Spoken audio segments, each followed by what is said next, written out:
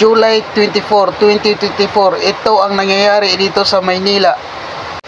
Galing ako sa trabaho sa Pasay City, papuntang Quezon City. Nilakad ko na lang yan kasi wala nang biyahe. At ito ang nangyayari. Hindi ko to makalimutan sa buong buhay ko. Bakit ba malalit?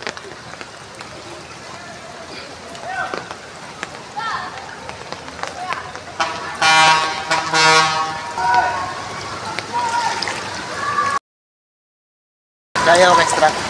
Kaya?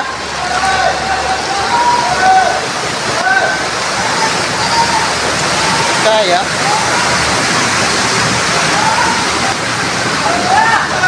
Uy.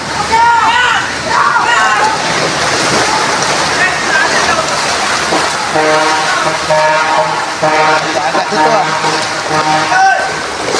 Kahit sobrang pagod na sa kalalakad, tiniis ko pa rin yan. Meron din akong kasabayan ditong naglakad, galing din sila sa trabaho. At nangungulit pa sa akin. Yung pet ko eh, no? Ayun no? Malusog yan, guys.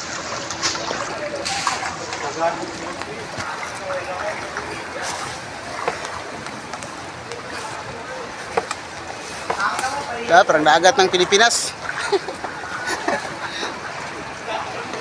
Malabo ah. Sa buong buhay ko ngayon ko pa naranasan to. Na parang dagat na ang buong Maynila. Ngayon ko pa to naranasan. Nang may kasabayan ako na may edad na taga Quiapo din daw siya. Tinanong ko siya, taon-taon ba to mangyayari dito sa Maynila? Ang sagot niya sa akin, pambihiraan daw to.